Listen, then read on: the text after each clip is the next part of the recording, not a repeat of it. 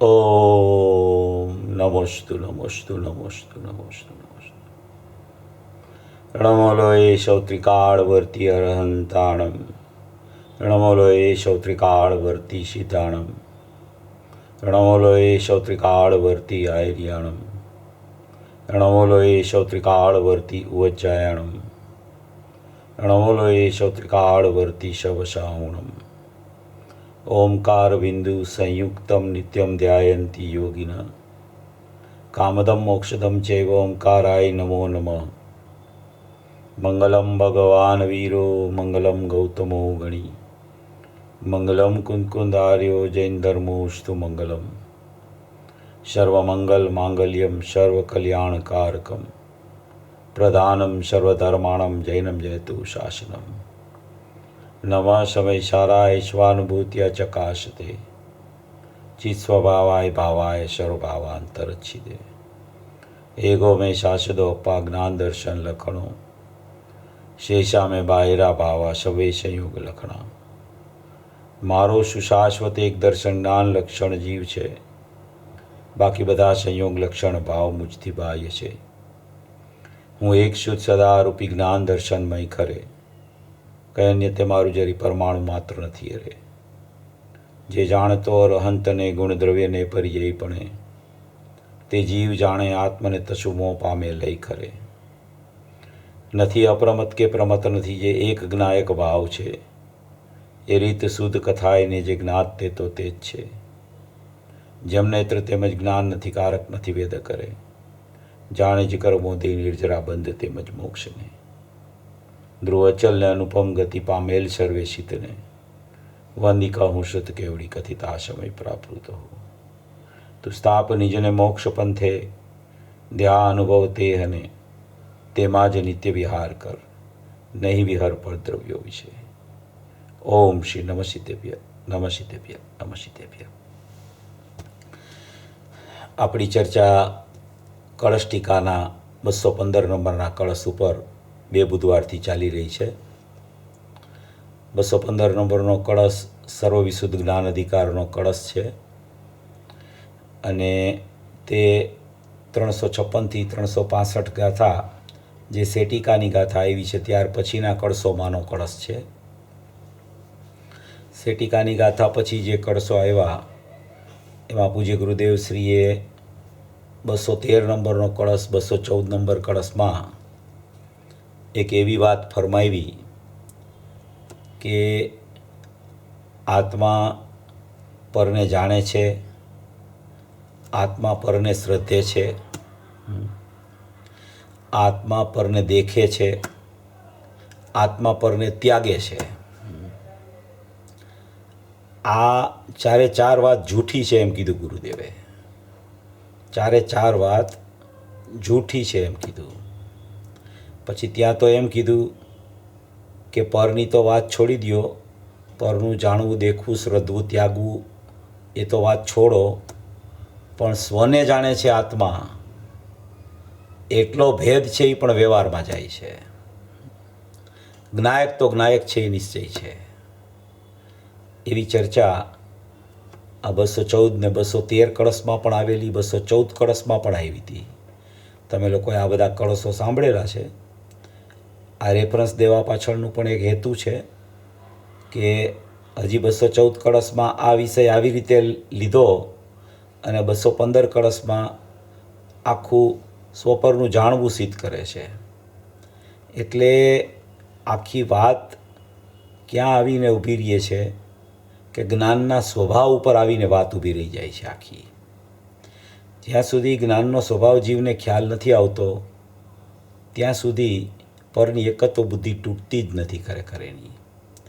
जो आमा 366 नंबरना पेज पर 366 नंबरનું पेज है 214 नंबरનો कळश उपरનું 215 नंबरનો कळश चालू थाय छे मूळ कळश एनी पहेलाना ज पेज पर है। बीजो पेरेग्राफ है एमां पूज्य गुरुदेव श्री फरमावे छे आ कलशामृतना प्रवचनों अक्षरश छापेला है पूज्य गुरुदेव श्रीना प्रवचनमांथी। एमां पूज्य गुरुदेव श्री फरमावे छे भावार्थ आम छे कि कांई ज वात नथी કાંઈ જ વાત નથી. પછી કહે છે મૂળથી જૂઠું છે. શું કહે છે? મૂળથી જ જૂઠું છે બધું. આ કહેવામાં આવે છે મૂળથી જૂઠું છે, એટલે કે એના મૂળિયામાં જ જૂઠાઈ ભરેલી છે. આ શબ્દ જે કહેવામાં આવે છે અને આ શબ્દનું જે વાચ્ય છે એનામાં મૂળિયું જ જૂઠું છે, મૂળથી જૂઠું છે એમ કહે છે ગુરુદેવ. પરને છોડું છું, પરને માનું છું, પરને જાણું છું, પરને દેખું છું, એ મૂળથી જૂઠું છે. શું કહે છે? મૂળથી જ જૂઠું છે. જ્ઞાન આખી આત્માનું લક્ષણ છે. જ્ઞાન આત્માનો સ્વભાવ છે. કોઈ પણ જાતની પરની ઉપાધિ એમાં લાગુ નથી પડતી. ચાહે તો પરને જાણવા દેખવાની ઉપાધિ હોય, પરને જાણવું દેખવું હોય તો પણ એ ખરેખર પરની જેટલી સાપેક્ષતા આવે એટલી પર સાપેક્ષતાથી જો વિચાર કરે તો એ જૂઠું છે. જાણવાના સ્વભાવથી વિચાર કરે તો સ્વભાવ જાણવાનો જ્ઞાન છે એ સાચું છે એમ કહેવા માગે છે અહીંયા. પરને છોડું છું, પરને માનું છું, પરને જાણું છું, પરને દેખું છું, એ મૂળથી જૂઠું છે. આ છે મૂળથી જૂઠું છે, જેનું મૂળ જ બધું જૂઠું છે. મેં આમ છોડ્યું, મેં આમ ત્યાગ કર્યો, આમ ત્યાગ કર્યો. કોનો ત્યાગ કરે? પર વસ્તુ કેદી ગ્રહણ કરી હતી તો તેનો ત્યાગ કરે. તો ગુરુદેવ કેટલું બધું આ વિષય ઉપર ફરમાવે છે. આ 215 નંબરનો કળશ આવતા પહેલાં પૂજ્ય ગુરુદેવ શ્રીએ આ વાત કરેલી છે. ત્યાર પહેલાંનો 213 નંબરનો કળશ છે. એ 213 નંબરના કળશમાં પણ પૂજ્ય ગુરુદેવ શ્રીએ, તમારી પાસે શાસ્ત્ર હોય તો 355 નંબરનું પેજ કાઢજો. 355 નંબરનું પેજ છે. એ 213 નંબરનો કળશ છે. આ રેફરન્સ શા માટે આપું છું? પ્રયોજન છે એમાં. આ 213 નંબરનો કળશ, એમાં જુઓ 355 નંબરના પેજ ઉપર પહેલો પેરેગ્રાફ છોડીને બીજા પેરેગ્રાફમાં પ્રશ્ન પૂછ્યો છે મુમુક્ષુએ કે આપ કહો છો કે સમ્યક એકાંત અને તે લોકો મિથ્યા એકાંત કહે છે, તે જ મોટો ફેર છે. ગુરુદેવને શ્રોતા પ્રશ્ન કરે છે કે આપ સમ્યક એકાંત કહો છો અને એ લોકો મિથ્યા એકાંત કહે છે, એ મોટો ફેર છે. તો ઉત્તર ગુરુદેવનો છે કે એ જ કહે છે. હા. પછી એનું સ્પષ્ટીકરણ કરે છે. એવું કયું દ્રવ્ય છે કે જે યદ્યપિ જ્ઞેય વસ્તુને જાણે છે, એટલા સુધી લીધું તો પણ જ્ઞેય વસ્તુ સાથે સંબંધ કરી શકે? જ્ઞેય વસ્તુને જાણે તો પણ જ્ઞેય વસ્તુ સાથે સંબંધ કરીને જાણે, કે પોતે જ્ઞાન પોતામાં રહીને જાણવું કરે એવા જ્ઞાનને જાણે, કે જ્ઞેય વસ્તુને જાણે? એમ સિદ્ધ કરે છે. આ કાગળને જાણે છે, અક્ષરને, છતાં જ્ઞાન જ્ઞેયનો સંબંધ કરે એવું ક્યાં છે? આ કાગળને જાણે, આ અક્ષરને જાણે, છતાં જ્ઞાન જ્ઞેયનો સંબંધ કરે છે એવું ક્યાં છે? જ્ઞાનને જ્ઞેયનો સંબંધ કેવી રીતે થાય? તો પૃથક વસ્તુ છે. આત્માના દ્રવ્ય ગુણ પર્યાયમાં એ વસ્તુ જ આવતી નથી, તો એની સાથે સંબંધ જ્ઞેય સાથે આત્માને હોઈ શું શકે? એટલે કે કાગળને જાણે છે, અક્ષરને, છતાં જ્ઞાન જ્ઞેયનો સંબંધ કરે એવું ક્યાં છે? ખરેખર તો જ્ઞાન એને જાણે છે એમેય નથી. શું કહે છે ગુરુદેવ? ખરેખર શબ્દ વાપરો છે. ખરેખર એટલે વાસ્તવમાં એટલે સ્વભાવથી એટલે કે જ્ઞાનમાં જ્ઞાનને જાણતા એનું જાણવું થાય છે એમ સિદ્ધ કરે છે. ખરેખર તો જ્ઞાન એને જાણે છે એમેય નથી. શા માટે એમ નથી? એને જાણે છે એમ શા માટે નથી? તો કે કારણ કે એને અડતું પણ નથી.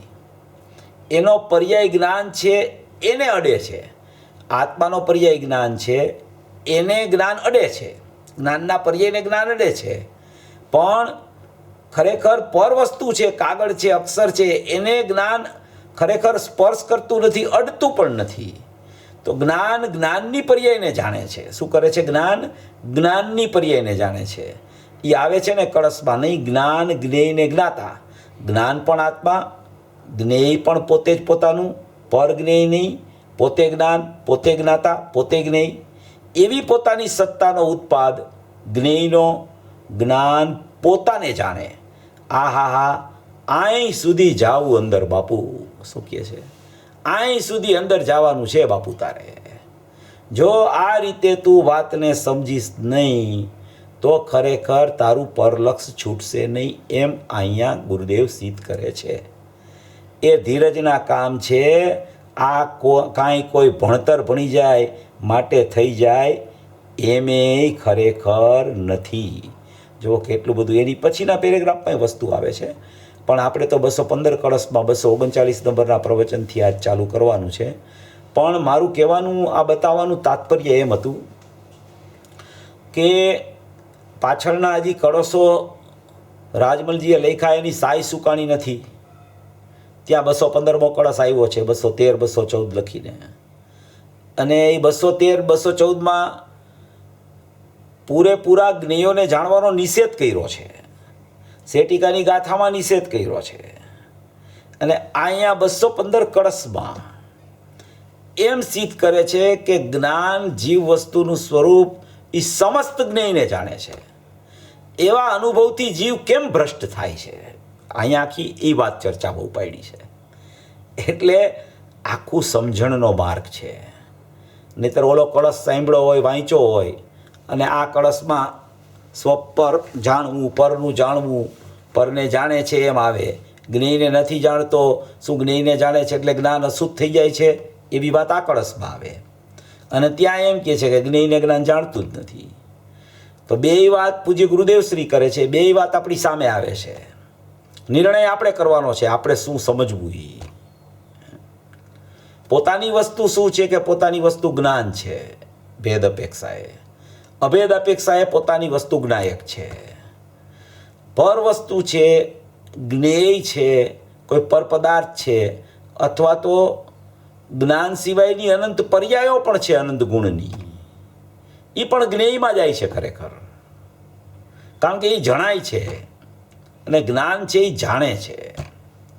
જે જણાતું હોય એ ખરેખર મારી વસ્તુ નથી, જે જાણે છે એ મારી વસ્તુ છે. એટલે જ્યારે આ રીતે વિચાર કરવામાં આવે ત્યારે જીવ એકલો ભેદરૂપે જ્ઞાનમાં ઊભો રહે છે અને અભેદરૂપે જ્ઞાયકમાં હોય છે. આવી સ્થિતિમાં આ કળશ લખવામાં આવ્યો છે, સર્વ વિશુદ્ધ જ્ઞાન અધિકારનો કળશ. આ કળશમાં ખૂબ ચર્ચા આવવાની છે. હજી તો આપણે શરૂઆત કરીએ છીએ આ પ્રવચનની. આપણે તો હજી 238મું પ્રવચન જરાક જોયું હતું, અને હવે આપણે 239મા પ્રવચનમાં 215મો કળશ છે એની શરૂઆત કરીએ છીએ. ઘણી વસ્તુઓ આ પ્રવચનમાં સૂક્ષ્મતાવાળી આવશે. ગુરુદેવ પણ એમ કહે છે કે આ ઘણી સૂક્ષ્મ વાત આવી ગઈ આ કળશમાં, ઘણું પ્રયોજનભૂત ચર્ચા આવી ગઈ. ઘણી ચર્ચા ઉપયોગની, ઉપયોગ સ્વસન્મુખ છે કે ઉપયોગ બહાર છે, કે ઉપયોગનું મોઢું બહાર છે, કે ઉપયોગનું મોઢું અંદર છે, કે નિર્વિકલ્પ છે કે સવિકલ્પ છે, જાણવું કેવી રીતે છે, આ બધી ચર્ચા પૂજ્ય ગુરુદેવ શ્રી આમાં ખૂબ જ સુંદર રીતે સિદ્ધ કરશે. આપણે એને ગુરુદેવના શબ્દોમાં જ વાંચીને ચર્ચા લઈએ એટલે આપણને જરા વધારે સ્પષ્ટીકરણ થાય. પ્લસ કે ગુરુવાણી જે હોય એ ગુરુવાણી જ્યારે આપણે વાંચીએ ત્યારે આપણને વાસ્તવિક ખ્યાલ આવે કે ગુરુવાણીમાં ગુરુનો આશય શું છે, ગુરુ શું કહેવા માગે છે, ગુરુ શું સિદ્ધ કરવા માગે છે, ગુરુ આપણને ક્યાં લઈ જવા માગે છે, એ આપણને ખ્યાલ આવે ખરેખર. જો હું આ કળશની મૂળ કળશની 4-5-6 લીટી વાંચું છું, પછી આપણે ગુરુદેવના પ્રવચન ઉપર જાય છીએ. ખંડાન્વય સહિત અર્થ છે જનો અર્થાત સમસ્ત સંસારી જીવો. જીવ વસ્તુ સર્વકાળ શુદ્ધ સ્વરૂપ છે, સમસ્ત જ્ઞેયને જાણે છે એવા અનુભવથી કેમ ભ્રષ્ટ થાય છે. ભાવાર્થ આમ છે કે વસ્તુનું સ્વરૂપ તો પ્રગટ છે, ભ્રમ કેમ કરે છે, કેવા છે જનો. દ્રવ્યાંતર ચુંબના કુલદીય, સમસ્ત જ્ઞેય વસ્તુને જાણે છે જીવ, તેથી ચુંબન અશુદ્ધ થયું છે જીવ દ્રવ્ય એવું જાણીને, જ્ઞેય વસ્તુને જાણે છે એટલે કે જીવ દ્રવ્ય અશુદ્ધ થઈ ગયું છે એવું જાણીને જ્ઞેય વસ્તુનું જાણપણું કઈ રીતે છૂટે કે જેના છૂટવાથી જીવ દ્રવ્ય શુદ્ધ થાય, એવી થઈ છે બુદ્ધિ જેમની એવા છે તેનું સમાધાન આપે છે કે જે એમ છે કે જ્ઞાન જ્ઞેયને જાણે છે એવું પ્રગટ છે તે આ શુદ્ધ જીવનું સ્વરૂપ છે. આ આખી આટલી 7-8 લીટીનું ગુરુદેવનું પ્રવચન આપણે ચાલુ કરીએ છીએ. પછી ભાવાર્થ આમ છે કે અગ્નિનો દાહક સ્વભાવ છે એ થોડો પછીનો વિષય છે. આટલો સમસ્ત જ્ઞેયને જાણે છે, સર્વકાળે જીવ વસ્તુ શુદ્ધ છે, અને એ સમસ્ત જ્ઞેયને જાણતા કાંઈ જીવદ્રવ્ય અશુદ્ધ નથી થઈ જતું, અને જે એમ માને છે કે સમસ્ત જ્ઞેયને જાણતા જીવ દ્રવ્ય અશુદ્ધ થઈ ગયું, એ સમસ્ત જ્ઞેયને જાણવાનું છોડવા માગે છે, જ્ઞેયોને છોડવા માગે છે. એ જ્ઞેયો છૂટતા નથી, જ્ઞેયો ત્યાં રહીએ છે, જાણવું છૂટતું નથી, જાણવું જ્ઞાનમાં રહીએ છે. અને લક્ષ કરીને જ્ઞેયનું જાણવું કદી જ્ઞાન કરતું નથી. જે જ્ઞાન જ્ઞેયની સન્મુખ થઈને લક્ષ કરીને જાણવા જાય છે, જે જ્ઞાન, તે જ્ઞાન ખરેખર આત્માનું જ્ઞાન નથી. તે ખરેખર ઇન્દ્રિય સન્મુખ થયેલું ઇન્દ્રિય જ્ઞાન છે. તે ખરેખર અજ્ઞાન છે, તે ખરેખર મિથ્યા જ્ઞાન છે. જ્ઞાન કદી જ્ઞેય વસ્તુને જાણવા માટે પણ જ્ઞેયનું લક્ષ કરવા માટે જતું નથી. એ જ્ઞાન પોતે પોતાના ક્ષેત્રમાં રહી, પોતે પોતાના સ્વભાવમાં રહી અને જેવું પર છે એવું જ્ઞાન પોતાથી જ પ્રગટ પોતામાં થાય છે. એવા જ્ઞાનને જાણતા એને ખબર પડે છે કે સામે આવા જ્ઞેયો છે, અને એવા જ જ્ઞાનને જાણતા ખબર પડે છે કે આ જ્ઞાયકમાંથી આવતું જ્ઞાન છે એટલે હું જ્ઞાયક છું. કારણ કે જે ઉપયોગ આત્મામાંથી આવતો હોય એ આત્માને પ્રસિદ્ધ ન કરે એવું બની ન શકે, અને જેમાંથી પરમાંથી કે સંયોગમાંથી કે જ્ઞેયોમાંથી ઉપયોગ આવતો ન હોય તો એને પ્રસિદ્ધ કરવા જાય એવું પણ બની ન શકે. એને પ્રસિદ્ધ કેવી રીતે કરે, એનું પ્રસિદ્ધપણું જ્ઞાનમાં કેવી રીતે થાય, એ જ્ઞાન કેવી રીતે પોતાને જાણતા સ્વપરને જાણી લે યથાર્થપણે, એની આખી ચર્ચા પૂજ્ય ગુરુદેવ શ્રી આમાં કરે છે. 2 બુધવારથી આપણે ચાલે છે, ઘણી ચર્ચાઓ તો થઈ ગઈ છે, છતાં આપણને વારંવાર આ વસ્તુ ઘૂંટવા જેવી છે. આ વસ્તુ ઘૂંટવાથી પાકી થાય છે, ઘૂંટવાથી દ્રઢ થાય છે, ઘૂંટવાથી જ્ઞાનનો મહિમા આવે છે, ઘૂંટવાથી જ્ઞાનનું જાણવું કેવી રીતે ચાલે છે એની ખબર પડે છે. અને જ્ઞાનનું જાણવું ખબર પડે છે એટલે જ્ઞાનમાં જ થંભી જાય છે જીવ આવીને. પછી જ્ઞેયો ગમે તેટલા જણાય તો જ્ઞેયોની સન્મુખ થતો નથી, જ્ઞાનને છોડતો નથી. જ્ઞાનમાંથી જ્ઞાયકમાં જવાનો પુરુષાર્થ ચાલે છે, અને જ્ઞેયોની સન્મુખતા થતી નથી, જ્ઞેયોને જાણવા માટે પુરુષાર્થી બનતો નથી. જ્ઞેયો સહજપણે ઝલકી જાય છે અને જ્ઞાન સહજપણે પોતામાં રહીને પોતાને જાણતા સ્વપરનું જ્ઞાન કરી લે છે. એવી કોઈ આખી જ્ઞાનની વ્યવસ્થા છે, એનો પૂજ્ય ગુરુદેવશ્રી આમાં સુંદર ખુલાસો કરે છે. આખી ચર્ચા સમસ્ત જ્ઞેયને જાણે છે એના ઉપર હમણાં આવશે. પૂજ્ય ગુરુદેવશ્રીનું પ્રવચન છે કલસામૃત ભાગ 6, 239 નંબરનું પ્રવચન, પેજ નંબર 372 ઉપર પૂજ્ય ગુરુદેવશ્રીનું પ્રવચન છે. આપણે શરૂઆતથી જ ચાલુ કરીએ છીએ. આપણે પ્રવચનના મુખ્ય પોઈન્ટ લેશું અક્ષરસ વાંચીને, અને જે વિષય આ એક જ ચાલુ થશે તો એમાં એ જ વાત આવતી હોય એ જરા ઉપરથી જોઈ લેશું, બાકી મૂળ વિષયો આપણે ટચ કરી લેશું. જો લખે છે કળશ ટીકા 215 કળશ ફરીને થોડું લઈએ. જના તત્વાત કિમ ચ્યવંતે, અરે સંસારી જીવો. આચાર્ય કરુણા કરીને કહે છે કે અરે જીવો, આહા, આચાર્ય કરુણા કરીને કહે છે. આચાર્ય ભગવાનને કરુણા આવી છે જીવો ઉપર, એમ કરુણા કરીને કહે છે કે અરે જીવો, આહા, જીવ વસ્તુ સર્વકાળ શુદ્ધ સ્વરૂપ છે. શું કહે છે? ભગવાન આત્મા તો શુદ્ધ સ્વરૂપ જ છે, જ્ઞાયક ભાવ તો શુદ્ધ સ્વરૂપ જ છે. જીવ વસ્તુ તો સર્વકાળે શુદ્ધ સ્વરૂપ છે. કોઈ પણ કાળ હોય, પંચમ કાળ હોય, ચતુર્થ કાળ હોય કે એના પછી છઠ્ઠો કાળ આવે, જીવ વસ્તુ જે છે, જ્ઞાયક ભાવ જે છે, ચૈતન્ય સત્તા જે છે, અઘટિત ઘાટ જે છે, ધ્રુવ સત્તા જે છે, અનાદિ અનંત અખંડપણું જે છે, એવી જે નિબીડ સત્તા છે, એવી જે ઉપયોગ ત્રિકાળમય જે સત્તા છે, એવી જે સત્તા છે એ તો સર્વકાળે શુદ્ધ રૂપીય છે. જીવ વસ્તુ સર્વકાળ શુદ્ધ સ્વરૂપ છે. ભગવાન આત્મા તો શુદ્ધ સ્વરૂપ જ છે. હવે એ શુદ્ધ સ્વરૂપ છે, એ શુદ્ધ સ્વરૂપને કેવી રીતે સિદ્ધ કરે છે ગુરુદેવ જુઓ. પરનો એ કરતા નથી. શું કહે છે? પરનો કરતા એ નથી. પરનો કરતા નથી એટલે સંયોગનો કરતા નથી. સ્ત્રી કુટુંબ પરિવારના પરિણામનો જીવ પોતાનો જીવ કરતા નથી. એટલે કે છે કે પરનો કરતા નથી એટલે કે અકર્તા છે. પરનો કરતા નથી એનો અર્થ નાસ્તિથી પરનો કરતા નથી, અસ્થિથી જીવનો સ્વભાવ અકર્તા છે. અકર્તા છે એટલે કેવો છે? તો કે શુદ્ધ સ્વરૂપ છે. શુદ્ધ સ્વરૂપ છે એટલે કેવું છે? તો કે સર્વકાળ શુદ્ધ સ્વરૂપ છે. એ સર્વકાળ શુદ્ધ સ્વરૂપ છે. ભગવાન આત્મા તો શુદ્ધ સ્વરૂપ જ છે. પછી કહે છે કે પરનો કરતા નથી. પેલા અસ્થિની વાત સિદ્ધ કરે છે, પછી નાસ્તિથી પણ અસ્થિનું સ્વરૂપ બતાવે છે. નાસ્તિ કહીને અસ્થિનું સ્વરૂપ બતાવે છે, નાસ્તિથી અસ્થિની મજબૂતાઈ સિદ્ધ કરે છે, નિષેધથી વિધિની બળવત્તરતા બતાવે છે, નાસ્તિના કથનથી વિધિનું જોર આવે છે, અસ્થિની મસ્તી ચડે છે. એટલે કે છે કે પરનો તો એ કરતા પણ નથી. પર એટલે કુટુંબ, પરિવાર, બહારના સંયોગો, એનો તો એ કરતાય નથી. આત્મા તો શુદ્ધ સ્વરૂપ છે. શુદ્ધ સ્વરૂપ પરનો કરતા કેવી રીતે થાય? કારણ કે એ પોતે જ સ્વયં કરતા છે, એટલે પરનો કરતા એ નથી. આ પરની ચર્ચા આવી. પછી ગુરુદેવની આ પદ્ધતિ છે. પછી પરની ચર્ચા આવીએ ને પછી એ અજીવ તત્વની ચર્ચા છે. પરની ચર્ચા કોની ચર્ચા છે? અજીવ તત્વની ચર્ચા છે. પછી હવે એ આશ્રવ તત્વની ચર્ચા કરશે. જીવ તત્વને સિદ્ધ કરવા માટે, જીવનું જ્ઞાતા સ્વરૂપ સિદ્ધ કરવા માટે, જીવનું શુદ્ધપણું સિદ્ધ કરવા માટે પેલા અજીવ તત્વનો કરતા નથી, એટલે આત્મા અકર્તા છે, એટલે આત્મા શુદ્ધ છે, એટલે આત્મા જ્ઞાતા છે, એમ બતાવે છે. હવે એ અજીવ તત્વનો કરતા નથી સિદ્ધ કર્યા પછી કે છે દયાદાનના ભાવને કરે એમે નહીં.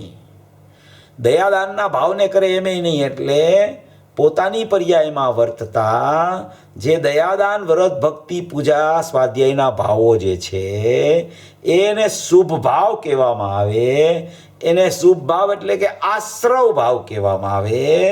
નવ તત્વોમાં જીવ, અજીવ, પુનપાપ, આશ્રવ, બંધ, સંવર, નિદ્રા, મોક્ષ એવી જે વાત આવી છે એમાં અજીવને તો કરે નહીં જીવ, પછી જીવ આશ્રવને પણ કરે નહીં, દયાદાનના ભાવને પણ કરે એમ પણ નહીં. એટલે અજીવથી જુદો શુદ્ધ સ્વરૂપ બતાવ્યો, પછી હવે આશ્રવથી જુદું શુદ્ધ સ્વરૂપ બતાવ્યું. નવ તત્વમાં આશ્રવ આવે ને, આશ્રવ ભાવ કયો, બંધ ભાવ કયો, પુનપાપના ભાવ કયો, એ બધાય ભાવો વિભાવ કહેવાય. તો એવા વિભાવ ભાવોનો પણ કરતા ખરેખર એને પણ કરે આત્મા એમે નહીં. પરને તો કરે નહીં, પણ દયાદાનના ભાવને કરે એવું નથી. એ તો શુદ્ધ ચીજ વસ્તુ છે. એટલે આમાં કેટલી બધી વાત સિદ્ધ કરી ગુરુદેવે. એક તો જીવ તત્વને શુદ્ધ સ્વરૂપ સિદ્ધ કરે છે. જીવ તત્વ છે એ જ્ઞાતા દ્રષ્ટા છે, એ કોઈ પણ કાળે શુદ્ધ રહે છે. કોઈ પણ કાળ કોઈ પણ પંચમ કાળમાં જેમ કે અહીંથી મોક્ષ થતો નથી, એટલે કે આશ્રવ ભાવ ચાલ્યા કરે અને મોક્ષ ન થાય, તો કે મોક્ષ ન થાય તો જીવ દ્રવ્ય કાંઈ અશુદ્ધ થઈ જતું હશે એ કાળમાં? તો કે બિલકુલ અશુદ્ધ ન થાય. જીવ તત્વ તો ત્રણેય કાળ શુદ્ધ ને શુદ્ધ જ રહે છે. એટલે અજીવનો કરતા નહીં, આશ્રવનો કરતા નહીં, અને એ તો શુદ્ધ ચીજ વસ્તુ પોતાની જીવ તત્વ તો શુદ્ધ વસ્તુ છે. પહેલામાં પહેલાં આટલી વાત સિદ્ધ કરે છે. પછી શું કહે છે કે સમસ્ત જ્ઞેયને જાણે છે. જો અહીંયાથી આખા કળશની મૂળ વાત ચાલુ થાય છે.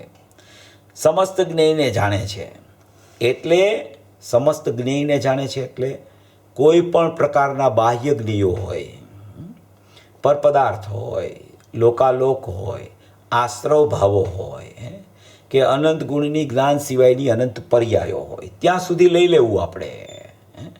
બધી અસંખ્ય પ્રદેશે પોતાની પર્યાયો પરિણમન રૂપ ઉત્પાદ થતી હોવા છતાં તેને પણ જ્ઞાનની અપેક્ષાએ, એક પર્યાયની અપેક્ષાએ બીજી પર્યાયને પણ જ્ઞેય કહેવામાં આવે.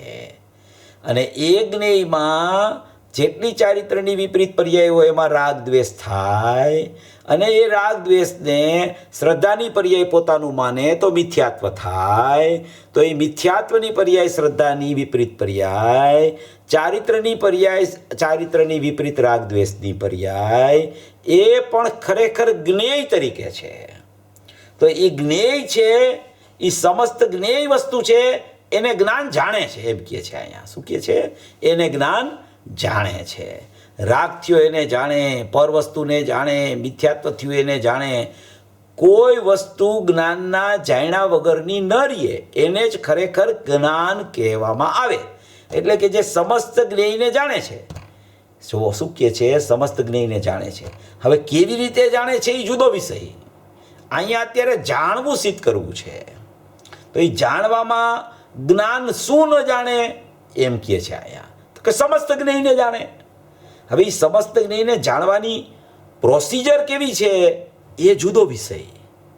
જાણવું કેવું એ જ્ઞાનનો સ્વભાવ બતાવે છે. એ જાણવું કેવી રીતે થાય એ જુદો વિષય. એ હમણાં આપણે જોયું 213 ને 214 કળશમાં કે જાણવું કેવી રીતે થાય. જ્ઞાનને જાણતા સમસ્ત જ્ઞેયો ખ્યાલમાં આવી જાય એને ખરેખર સમસ્ત જ્ઞેયોનું જાણવું કહેવામાં આવે. કોઈ પણ જીવ ચાહે જ્ઞાની હો, ચાહે અજ્ઞાની હો, ચાહે કેવડી હો કે સિદ્ધ દશાવાળો જીવ હો, કોઈ પણ જીવ જ્ઞેયને જાણવા માટે જો જ્ઞાનમાં જ્ઞેયનું જાણવું એને કરવું હોય તો જ્ઞેયની સન્મુખ થયા વગર જ્ઞાનમાં જ્ઞાનને જાણતા જ જ્ઞેયને જાણી શકે. જ્ઞેયની સન્મુખ થઈને જો જાણવાનું જ્ઞાનનો સ્વભાવ હોય તો જેટલા જ્ઞેયો એને ખ્યાલમાં આવે એટલા જ જ્ઞેયોનું જાણવું એને થઈ શકે જ્ઞાનમાં. અને દૂરવર્તી જ્ઞેયો કેટલા બધા પડ્યા હોય એનું જાણવું ખરેખર જ્ઞાનમાં એને થઈ ન શકે. તો એ સમસ્ત જ્ઞેયને ન જાણી શકે. એટલે લક્ષ કરીને પરને જાણવું એ જ્ઞાનનો સ્વભાવ નથી. જ્ઞાનમાં રહીને જ્ઞાનને જાણતા ભેદપણે અને અભેદપણે જ્ઞાયકને જાણતા સમસ્ત જ્ઞેયનું જાણવું થઈ જાય છે. એમ અહીંયા કહેવા માંગે છે. આખા કળશની આ જે જાણવાની સ્થિતિ છે એનો સાર આ છે. સમસ્ત જ્ઞેયને જાણે છે એટલે કે અંદર રાગ આવે એને સ્પર્શ્યા વિના જ્ઞાન જાણે એવો એનો સ્વભાવ છે. જો અહીંયા છે ને આ સ્પર્શવાની વાત આવશે. સ્પર્શવાની વાત આવશે. સ્પર્શતા અશુદ્ધતા થાય, સ્પર્શ કરવાથી અશુદ્ધતા થાય છે કે નહીં એ વાત આવશે. અને સ્પર્શા વિના જાણે છે એ વાત આવશે. ગુરુદેવે અહીંયા કીધું કે અહીંયા ચુંબનનો અર્થ અશુદ્ધતા કરી છે, પણ ચુંબનનો અર્થ ખરેખર તો સ્પર્શવું થાય છે. એમ ગુરુદેવે આમાં આ કળશમાં સ્પષ્ટતા પણ કરેલી છે. સમસ્ત જ્ઞેયને જાણે છે એટલે કે અંદર રાગ આવે એને સ્પર્શા વિના જ્ઞાન જાણે એવો એનો સ્વભાવ છે. જુઓ, રાગ આવે, અંદર રાગ આવે પણ એને સ્પર્શા વિના જ્ઞાન જાણે છે. સ્પર્શા વિના જાણે છે એનો અર્થ શું કે એને અને રાગની ભિન્નતા રહીએ છે. જ્ઞાનની ને રાગની ભિન્નતા રહીએ છે. રાગ છે એ રાગને જ્ઞાન કદી સ્પર્શતું નથી. રાગ જુદી વસ્તુ છે, જ્ઞાન જુદી વસ્તુ છે. પછી એમ કહે છે કે અંદર રાગ આવે. અંદર રાગ આવે એનો અર્થ એમ છે કે એની પર્યાયમાં રાગ આવે છે. એક રાગનો પ્રકાર દ્રવ્ય કર્મમાં અનુભાગ હોય છે. એનો જળ કર્મમાં એનો અનુભાગ એક જળ કર્મમાં, દ્રવ્ય કર્મમાં પણ એનો અનુભાગ રાગનો પડ્યો છે. અને એનું નિમિત્તપણું પામી અને અહીંયા પર્યાયમાં જે રાગ આવે છે એ પર્યાયમાં નિમિત્તના સંગે નૈમિત્તિક રાગ થયો છે. અને એ રાગ થયો એને અહીંયા એમ કહે છે કે અંદર રાગ આવે. અંદર રાગ આવે એટલે પર્યાયમાં રાગ આવે.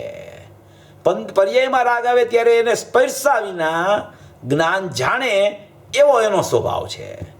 એને સ્પર્શા વિના જ્ઞાન એને જાણે. હવે જ્ઞાન એને જાણે એ જ્ઞાનની પર્યાય છે. રાગ થયો એ પણ ચારિત્રની વિપરીત પર્યાયમાં અંદર રાગ થયો છે. હવે એ એક ક્ષેત્રાવગાહે એક જ જગ્યાએ અનંત ગુણોની અનંત પર્યાય હોવા છતાં જ્ઞાનની પર્યાય જુદું કામ કરે જાણવાનું, અને રાગની પર્યાય છે એ ખરેખર આકુળતાનું કામ કરે.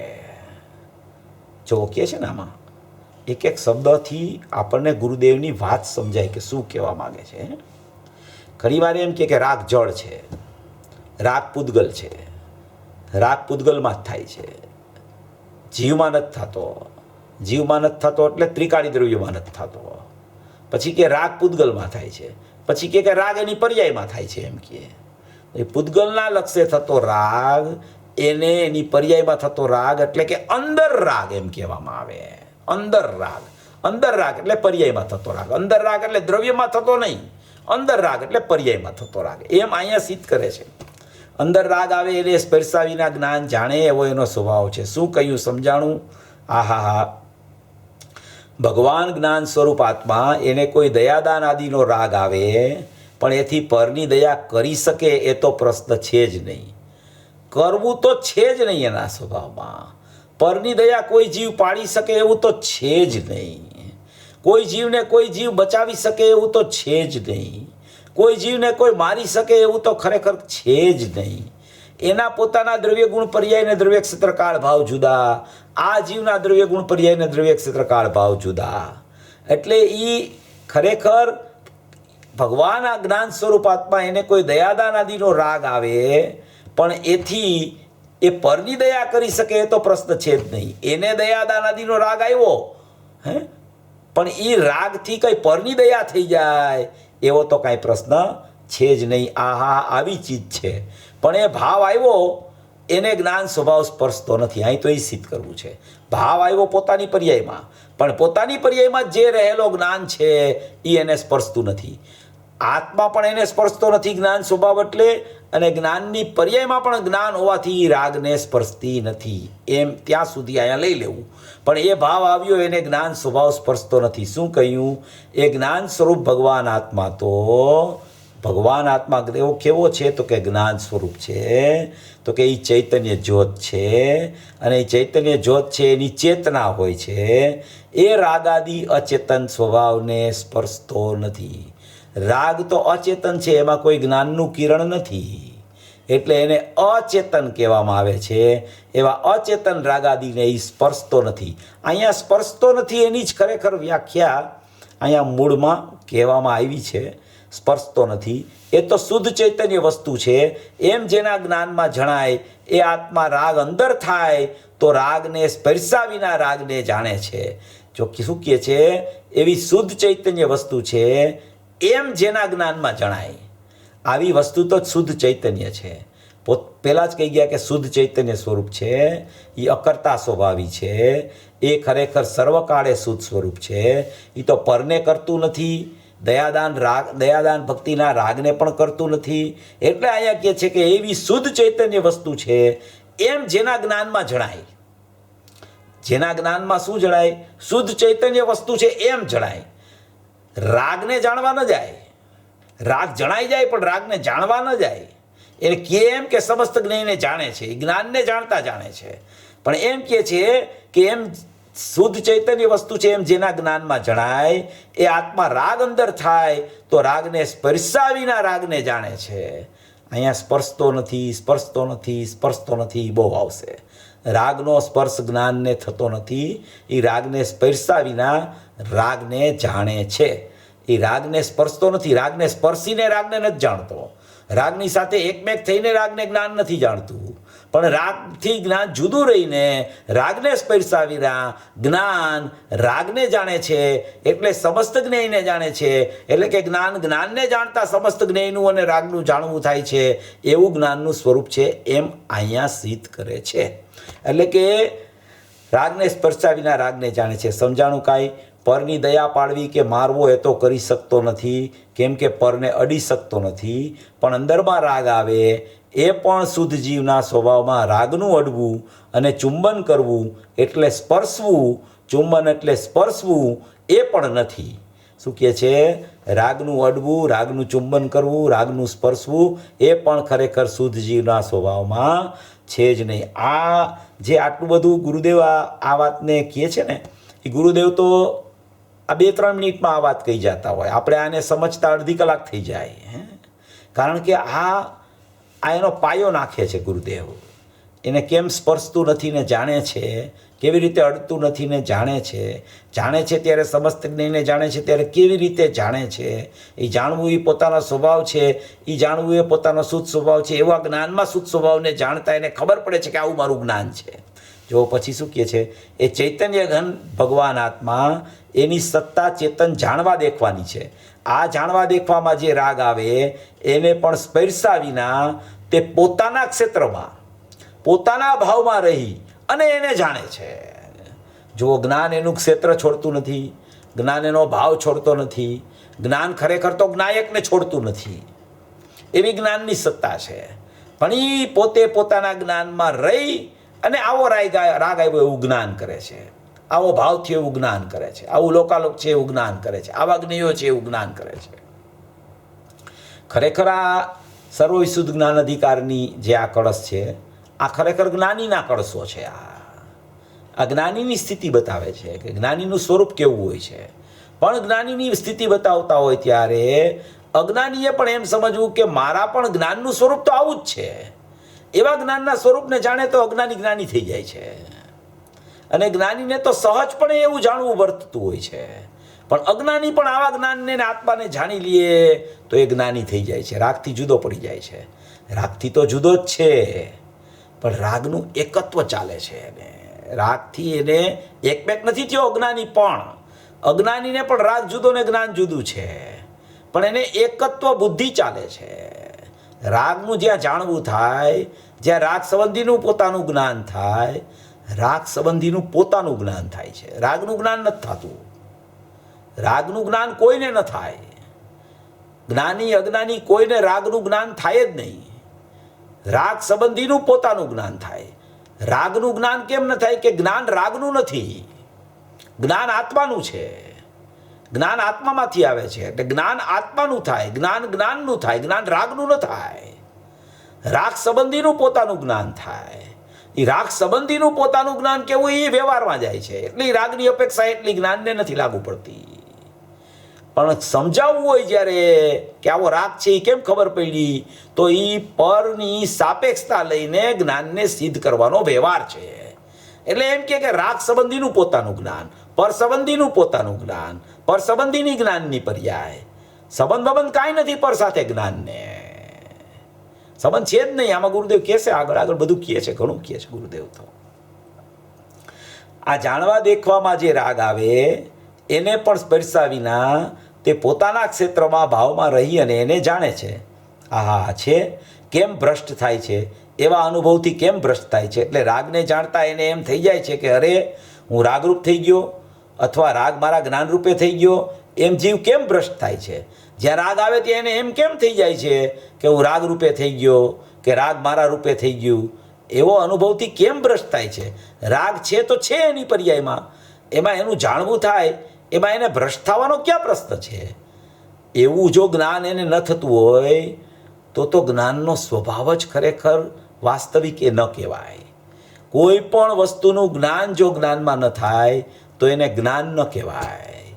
એટલે એમ કહે છે કે એવા અનુભવથી કેમ ભ્રષ્ટ થાય છે?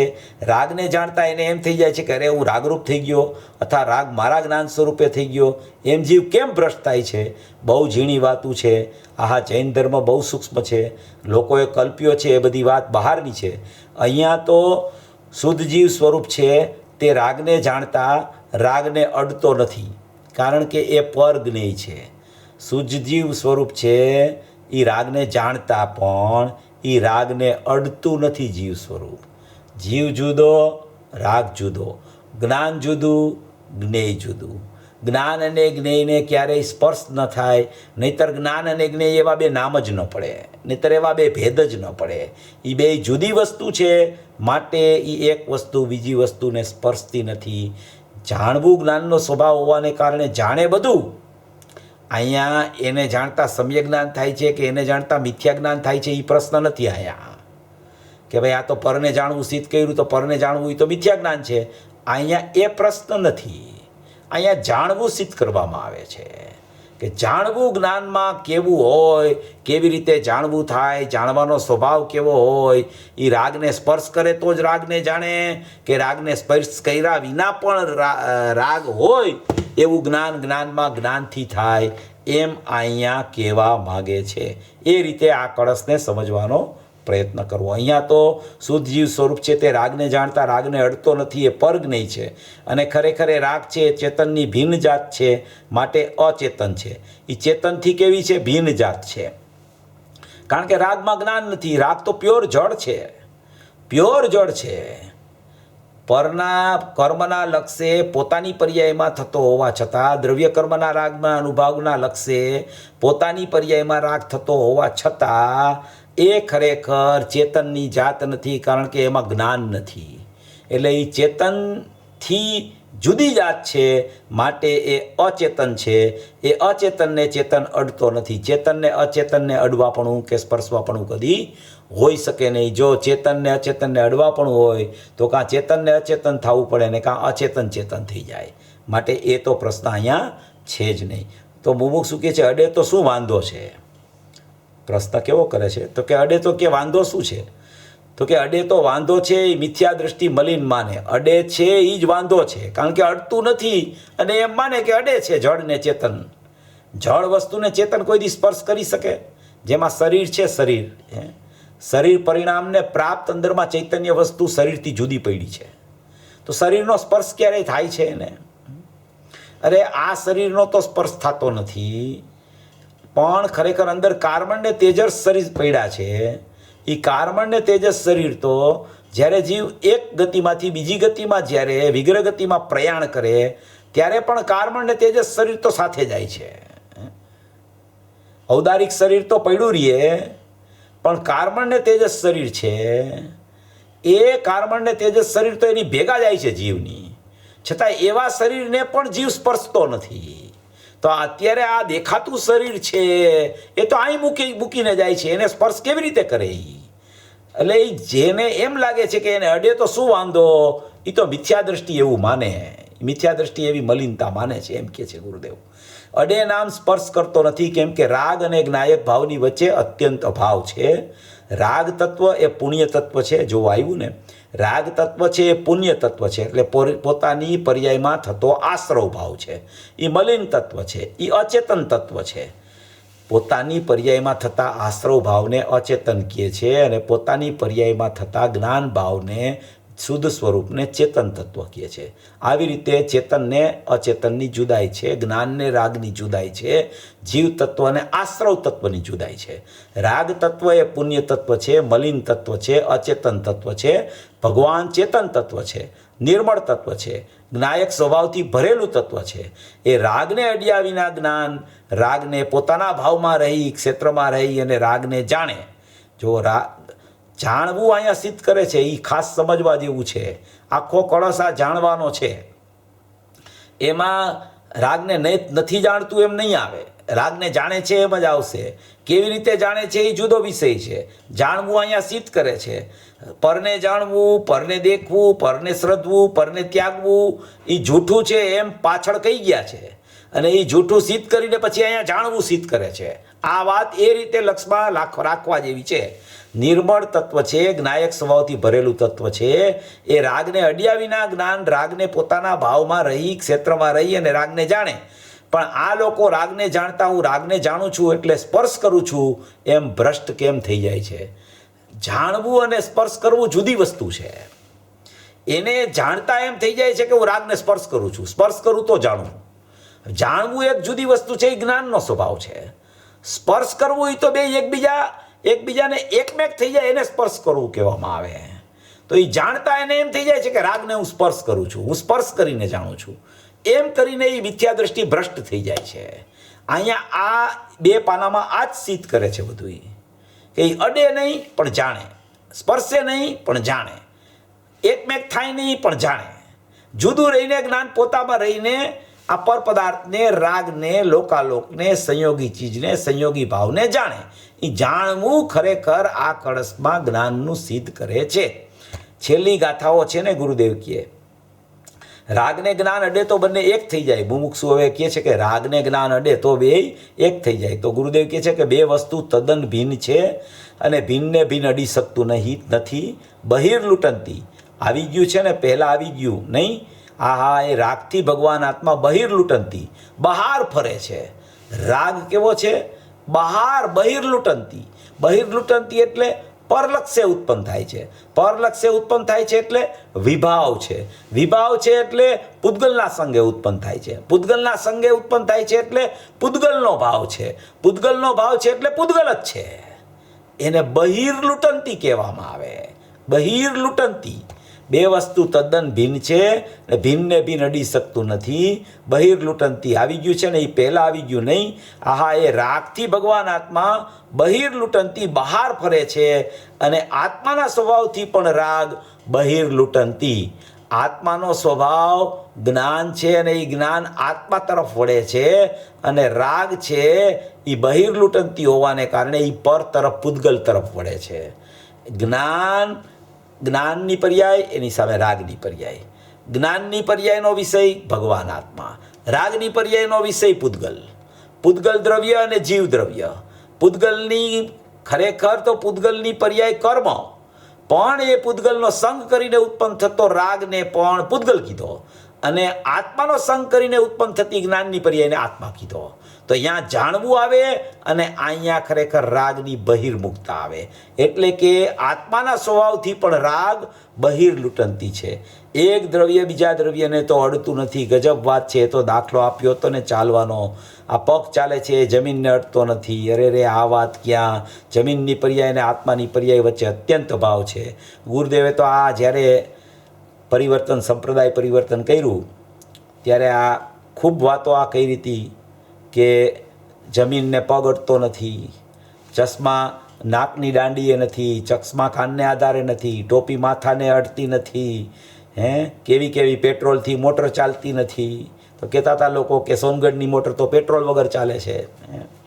ત્યાં સુધીની ગુરુદેવે બે દ્રવ્યની ભિન્નતાની ચર્ચા ખૂબ શરૂઆતમાં તો આ જ વાત કરતા હતા, એક દ્રવ્ય બીજા દ્રવ્યને સ્પર્શતું નથી. ત્રીજી ગાથા સમયસાર એ ચર્ચા પૂજ્ય ગુરુદેવશ્રીએ ખૂબ કરી.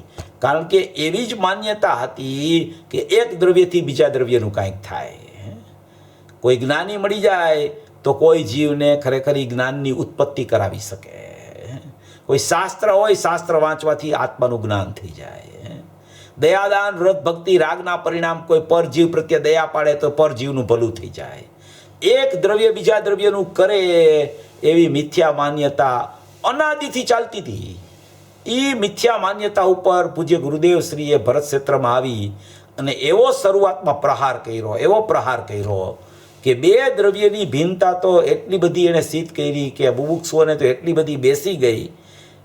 એ બેસી ગઈ એટલે એ ખરેખર એ બેઠી ક્યારે કહેવાય કે જ્યારે એ પરદ્રવ્યથી જુદો પડી જાય, એની એકત્વ બુદ્ધિ તૂટી જાય, પરનું લક્ષ કરવાનું બંધ કરી દે, જ્ઞાનમાં ને આત્મામાં જ રમવા માંડે, ત્યારે જ ખરેખર બે દ્રવ્યની ભિન્નતા એને બેઠી કહેવામાં આવે.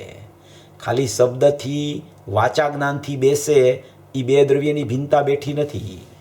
આપણે આખા દિવસમાં પ્રયોગ કરીને વિચારી લેવું, પ્રયોગ કરવો બે દ્રવ્યની ભિન્નતાનો, કે બે દ્રવ્યની ભિન્નતા મને બેઠી છે કે નહીં, પ્રયોગ કરીને વિચારવું. કાંઈ પણ પૂતગલના પરિણમનમાં ફેરફાર થવા માંડે, તરત જ આકૃતાને વિકલ્પો ચાલુ થઈ જાય છે.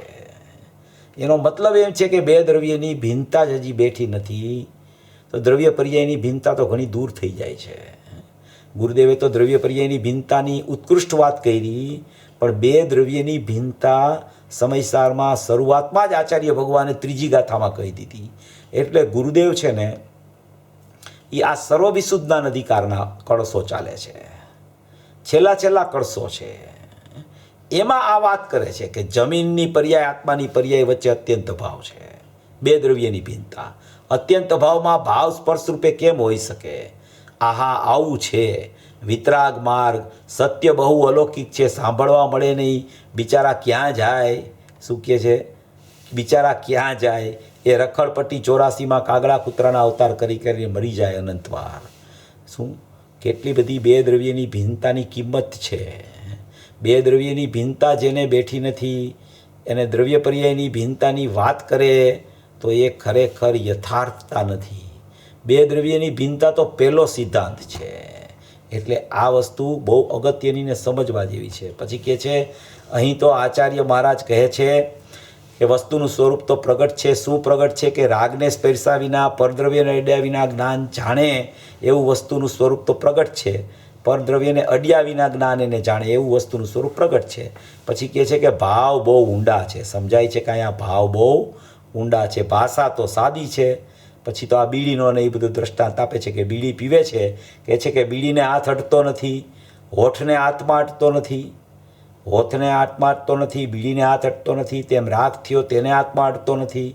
અરે પ્રભુ, જોતો ખરો, તમારું લીધું બીડીનું દાખલા વિના સમજાય સી રીતે? કેટલી બધી ભિન્નતા બતાવે કે આત્મા તો બીડીને અડતો નથી, બીડી ખરેખર હોઠને અડતી નથી, કેટલી બધી હાથ બીડીને અડતો નથી, કેટલી બધી ભિન્નતા બતાવે પૂજ્ય ગુરુદેવશ્રી. તો પછી બુમુક્ષુનો પ્રશ્ન આવે છે, જુઓ, અડતી નથી તો પછી પીવામાં શું વાંધો? બોલો, આવો પ્રશ્ન કરે છે કે અડતી જ નથી તો પછી પીવામાં વાંધો શું? એમ ટૂંકમાં ગુરુદેવ કહે છે પણ અડતી જ નથી પછી પીવું રહ્યું જ ક્યાં? એમાં જે વસ્તુ અડતી જ નથી એમાં પીવાનો પ્રશ્ન જ પછી ક્યાં આવે છે?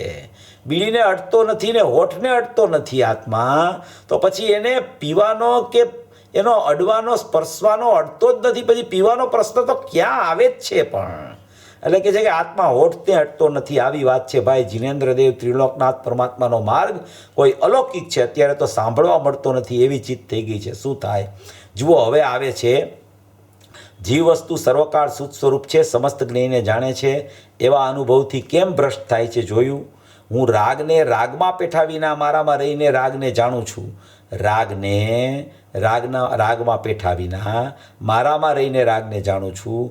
આવા સ્વભાવનો અનુભવ એનાથી જીવ કેમ ભ્રષ્ટ થાય છે કે હું રાગને અડું છું, રાગને સ્પર્શું છું, શરીરને સ્પર્શું છું, એમ રાગને જાણનારો ભીન છે એવા અનુભવથી કેમ જીવો ભ્રષ્ટ થઈ જાય છે. એટલે કે રાગથી જુદો જાણનારો છે એમ આખું અહીંયા સિદ્ધ કરવું છે. હવે આ આખો પેજ છે ને, એમાં એ જ ચર્ચા બધી આખી આ સ્પર્શવાની જ ચર્ચા આખી ગુરુદેવે લીધી છે.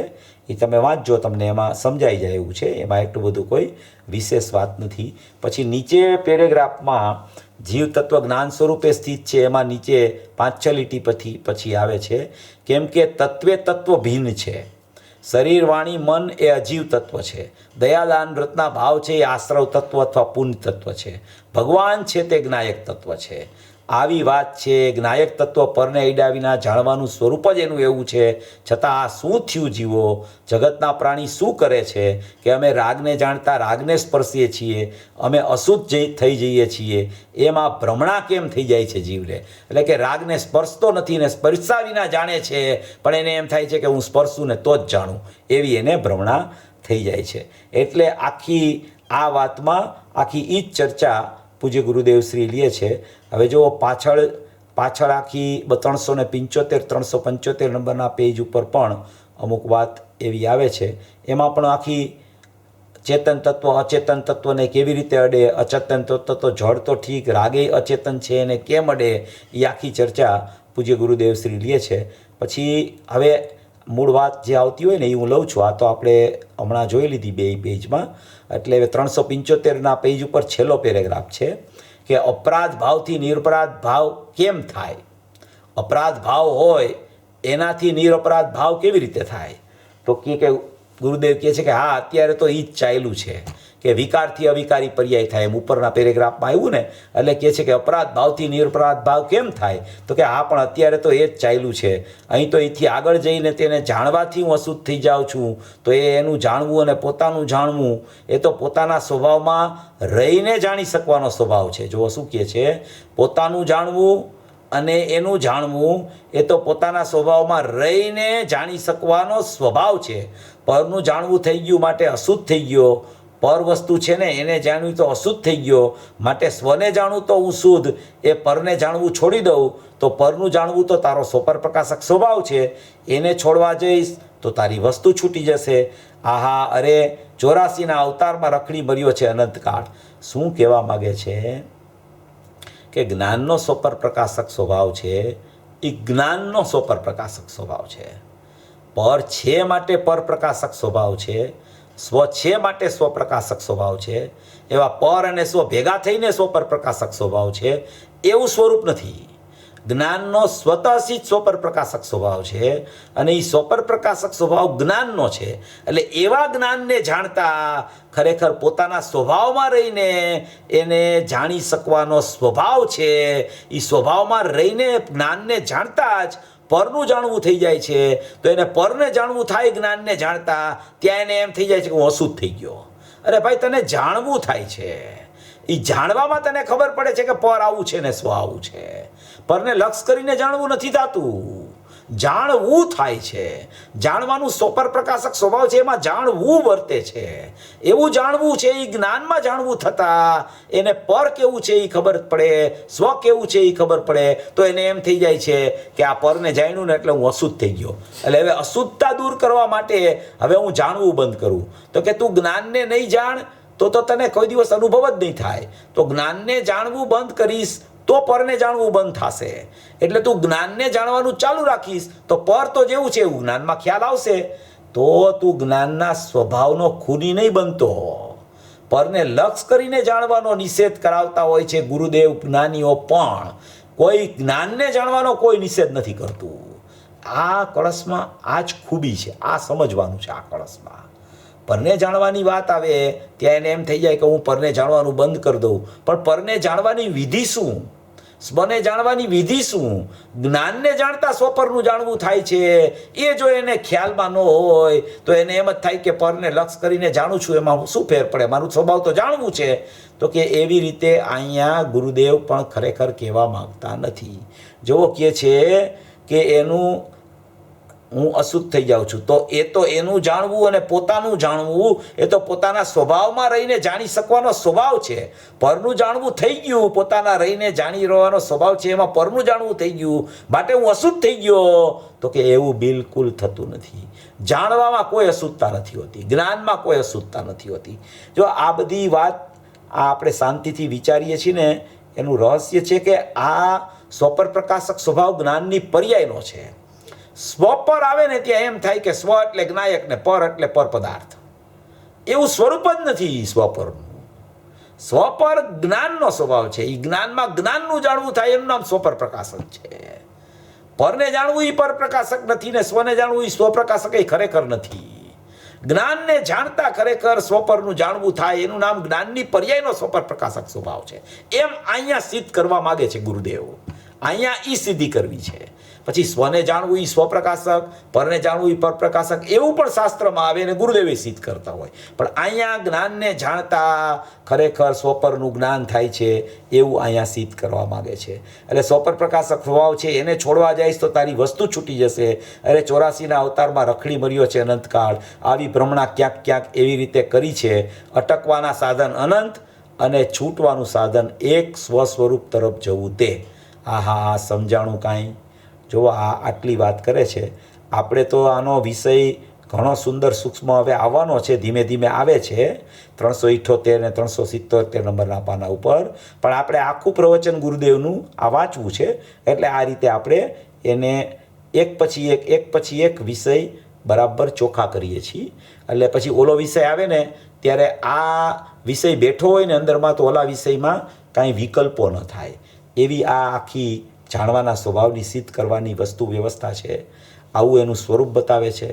હવે એને આવતા બુધવારે આપણે લેશું ત્યારે બધી આમાં જેટલી સૂક્ષ્મતાવાળી ચર્ચાઓ છે એ બધી હવે આવતા બુધવારે આમાં સ્વસન્મુખ, પરસન્મુખ, ઉપયોગની ચર્ચા, ઉપયોગ બહાર છે કે અંદર છે, ઉપયોગ પેઠાવીને જાણે કે પેશીને જાણે, જાગતો જીવ કેવો છે, એ બધી ચર્ચા હવે સ્વપર પ્રકાશકની બનારસી દાસવાળી ચર્ચા, એ બધી ચર્ચા આવતા બુધવારે આમાં આપણે એક પછી એક પેરેગ્રાફ વાંચશું. એવા બધી સુંદર રીતે આવશે. આવું સ્વરૂપ સમજી સર્વભવી જીવો મોક્ષ માર્ગમાં પ્રયાણ કરે એવી મંગલ ભાવના.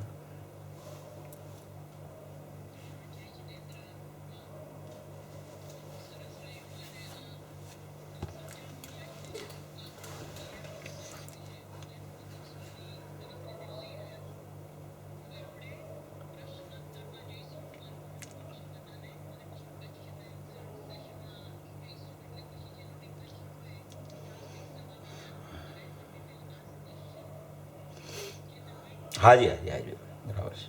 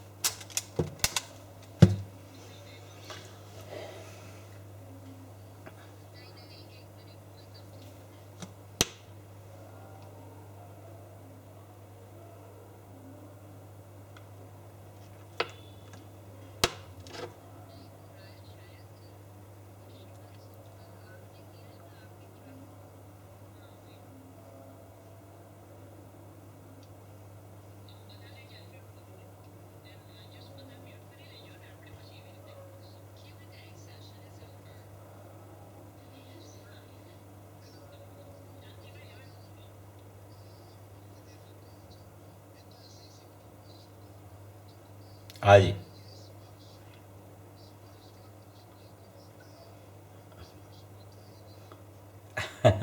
हाँ, पुद्गल का स्पर्श लगता है ना जीव को, कि पुद्गल मेरे एक सेत्राव गांव में है, तो उसको स्पर्श करूं तो ही मैं उसको जान सकता हूं पर को। ऐसा उसको एक सेत्राव का संबंध की अपेक्षा से उसको ऐसा लगता है कि इसको स्पर्श किया तो इसलिए मैंने उसको जाना, ऐसा उसकी भ्रमणा चलती है ना। इसलिए वो उसको पूज्य गुरुदेव श्री खोलते हैं। चुंबन शब्द आया है ना ये कलश में, तो चुंबन का अर्थ तो स्पर्श होता है। तो वो अपेक्षा से गुरुदेव ने ये विषय उठाया है कि भाई ये स्पर्श करता है तो ही मैं उसको जानूं, ऐसा नहीं होता।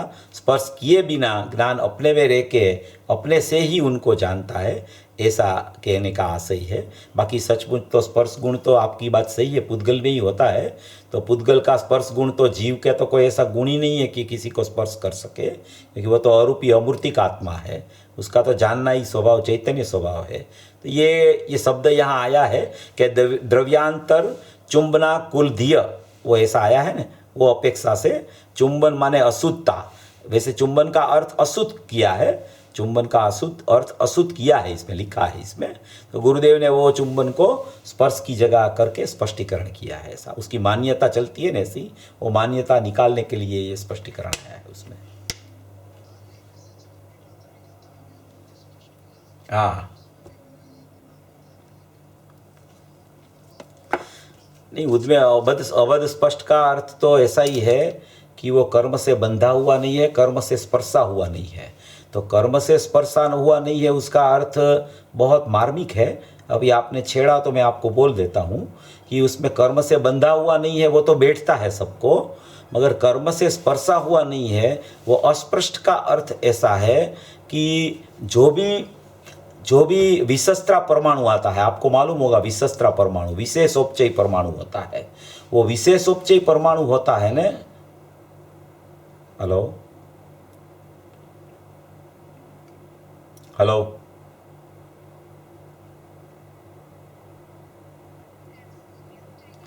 हेलो, એક મિનિટ, મારો તો અવાજ ચાલુ જ છે અહીંથી। Hello hello hello hello.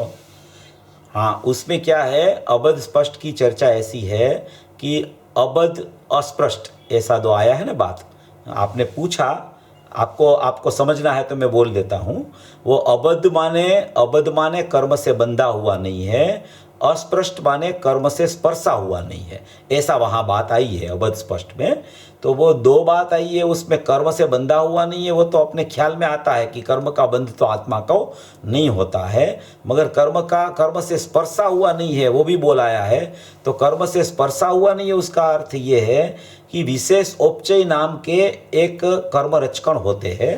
वो कर्म रचकण को क्या बोला जाता है कि वो कर्म रचकण होते हैं, वो अभी तैयार है बंधने के लिए, उसका बंद करने के लिए तैयार है, उदय में आने वाले हैं वो। जैसे वो कैंडिडेट होता है ना, कैंडिडेट तैयार होता है, जैसे शादी करनी हो तो कैंडिडेट तैयार है, ऐसा बोला जाता है। ऐसे ये ऐसे ऐसे कर्म है कि वो विशेष उपचय बोला जाता है। वो क्या है कि जैसे जीव राग करे न, उतनी ही राह देखता है, राग करे तो वो परमाणु उदय में आके नए कर्म बंध को कर लेता है। उसको कर्म का अस्पर्श, वो स्पर्श वाला कर्म बोला जाता है। और बंध वाला कर्म है वो तो क्या है कि द्रव्य कर्म में बंध गया, उसको बंधा हुआ बोला जाता है। और ये कर्म अभी बंधा नहीं है, कार्मण वर्गणा रूप वो हुआ नहीं है, मगर वो है, बंधने के लिए तैयार है। जैसे जीव का विभाव होता है तो वो उसका निमित्तपणा लेके वो कर्म का द्रव्य कर्म में बंद हो जाता है, उसको स्पर्श रूप बोला जाता है। ऐसी उसमें व्याख्या 14वीं गाथा में है। ऐसी मेरी 14वीं गाथा है, उसमें आप सुनना यूट्यूब में, उसमें स्पष्टीकरण बहुत किया है इसका। हाँ,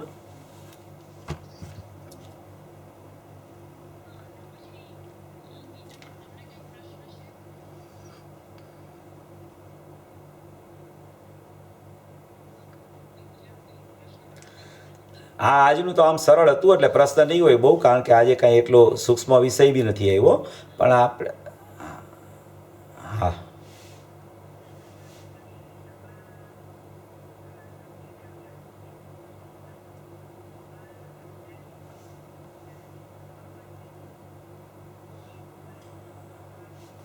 હા હા, એ જ છે કે જ્ઞાની છે એ જ્ઞાનને જાણવાની બદલે એ પરને લક્ષ કરીને જાણવા માટે જાય છે, અને જ્ઞાની જ્ઞાનમાં રહીને સ્વપરને જાણતો હોય છે, અને એ સ્વપરને જાણતો હોય છે જ્ઞાની. એમાંય પણ કે એ પરને જાણવું એ વ્યવહાર છે અને સ્વને જાણવું એ નિશ્ચય છે. પણ પ્રયોજનભૂત વાત એટલી છે અજ્ઞાનીને જ્ઞાની બનવા માટે કે એણે જ્ઞાન સ્વભાવ અને જ્ઞાયક ભાવ એ બેની જ વ્યવસ્થાને વ્યવસ્થિત સમજવાનો પ્રયત્ન કરવો જોઈએ, અને એ જાણવાનો સ્વભાવ જ્ઞાનનો છે, એ જાણવાના સ્વભાવમાં એણે રહેવું જોઈએ. એણે કોને જાણે છે કોને નથી જાણતો એ ભેદ કર્યા વગર હું જ્ઞાનમાં મારો જાણવું સ્વભાવ છે એ જાણવું સ્વભાવને પકડવો જોઈએ, તો એને ખરેખર આત્મદર્શન થવા માટેનો પ્રયાસ એનો સફળ થઈ શકે છે. એ રીતે એણે વિચાર કરવો જોઈએ.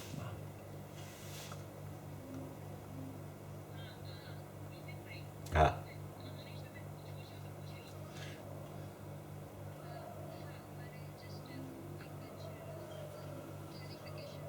હા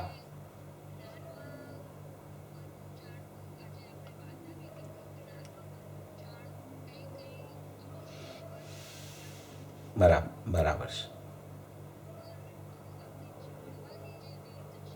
હા બરાબર છે. બરાબર છે.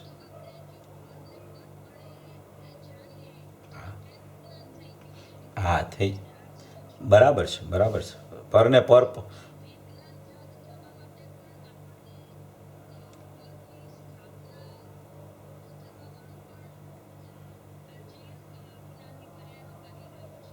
બરાબર બરાબર બરાબર બરાબર. હા હા હા હા હા, એટલે ભેદના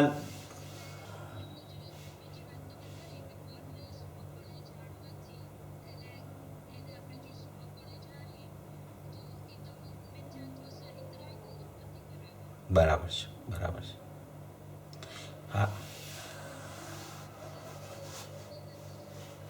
હા હા હા, એટલે પર છે ને એ પરને કોઈ હટાવવાનું નથી. પહેલાં તો પહેલી વાત એ છે કે કોઈ હટાવવાનો પ્રયત્ન કરે કે જ્ઞાનમાંથી એને દૂર કરવાનો પ્રયત્ન કરે. જેમ કે જ્ઞાન છે, હવે જ્ઞાનમાં કેટલાય પરનો પ્રતિભાસ થયા જ કરે, બરાબર છે. તો હવે એ પ્રતિભાસને તમે રોકી નહીં શકો કે ભાઈ પરનો પ્રતિભાસ ન થાય, હું જ્ઞાનને અહીંયા ઢાંકી દઉં એટલે હવે પરનો પ્રતિભાસ જ ન થાય, એવું નહીં કરી શકે કોઈ જીવ. એ તો થયા જ કરશે પ્રતિભાસ. એટલે પર સંબંધીનું જ્ઞાન જે પોતાનું છે એમાં પર છે એવો ખ્યાલ તો એને આવ્યા જ કરશે. એ નહીં આવ્યા કરે એવું નહીં બની શકે ક્યારેય, કારણ કે જ્ઞાનનો સ્વભાવ જાણવું છે એટલે પરનું જ્ઞાન તો થયા જ કરશે. હવે એ પરનું જ્ઞાન થયા કરે ને, એ પરનું જ્ઞાન થયું, એ જ્ઞાનને જો એ પરથી થયું કે પરને કારણે થયું કે પરને લઈને થયું કે પરનો પ્રતિભાસ થયો એટલે પરનું જ્ઞાન થયું, એવી રીતે પરની સાપેક્ષતાપૂર્વક જો જ્ઞાનનો વિચાર કરશે તો એ જ્ઞાનમાં નહીં આવી શકે, તો એ પરમાં રહેશે.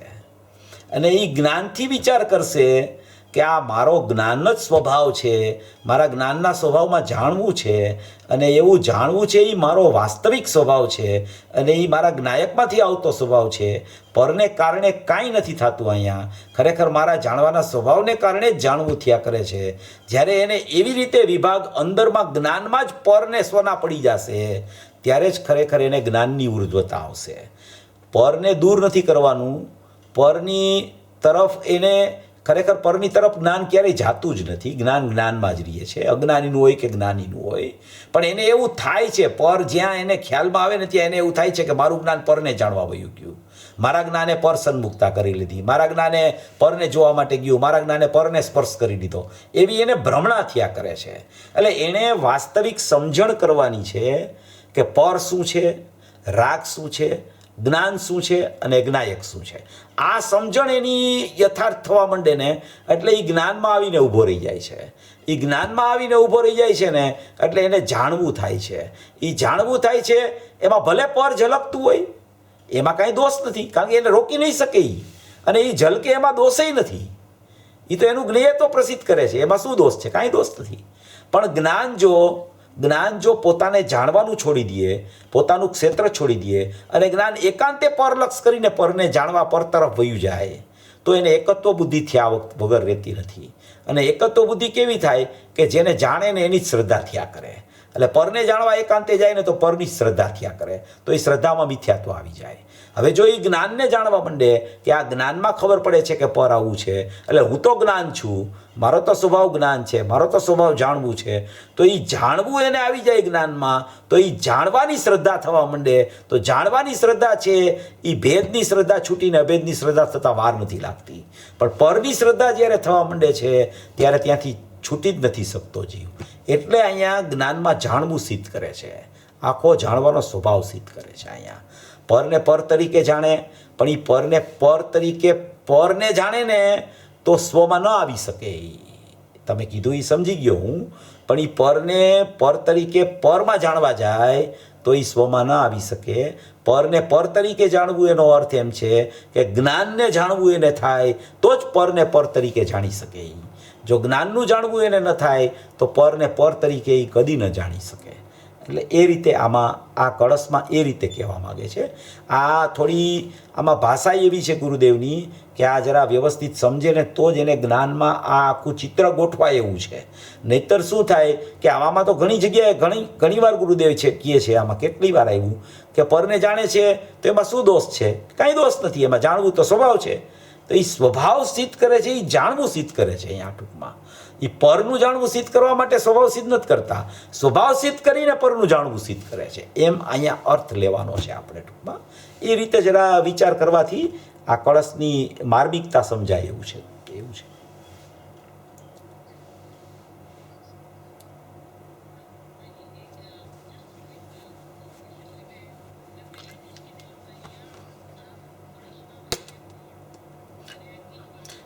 જાણવું સિદ્ધ કર્યું છે.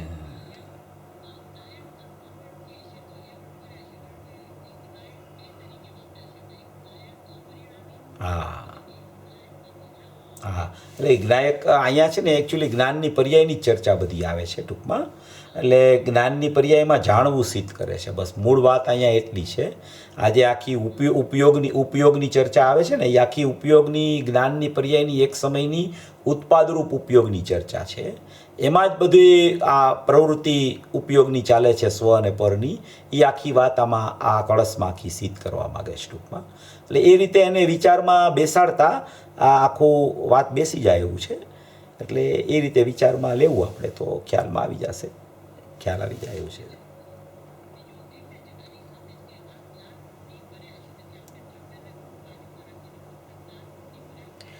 હા હા હા હા, એમ જ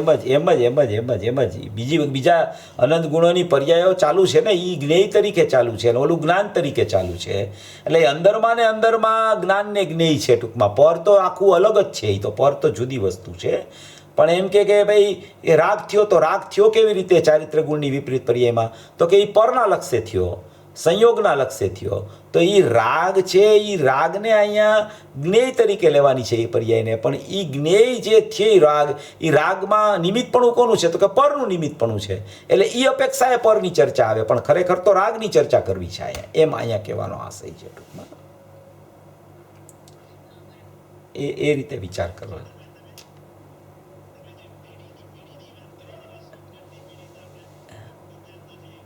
હા હા હા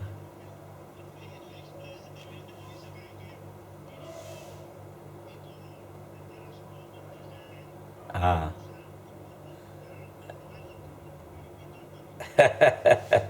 બરાબર, સાચી વાત છે. આમાં અહીંયા તો આખી વાત જ એ જ સિદ્ધ કરવી છે કે ભાઈ કોઈ વસ્તુ એક દ્રવ્ય બીજા દ્રવ્યને સ્પર્શ જ કરતું નથી. ચાહે બીડી હોય કે હોઠ હોય કે તારો હાથ હોય, એ એકબીજાને સ્પર્શ કરતા નથી. જળને સ્પર્શ નથી કરી શકતા, તો હાથમાં તો ક્યાં દૂર છે ટૂંકમાં. એટલે એ આખી વાત એ રીતે સિદ્ધ કરે છે ગુરુદેવ. તો ગુરુદેવનું તો એવું છે ને કે કોઈ પણ વસ્તુમાંથી ભેદદાન કરાવ્યા કરે આપણને.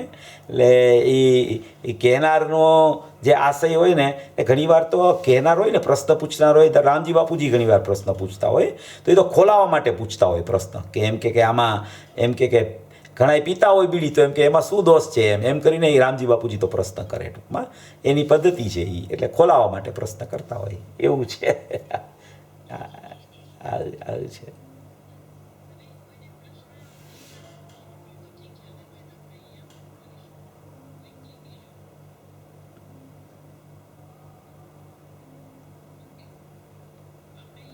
આજે બરાબર.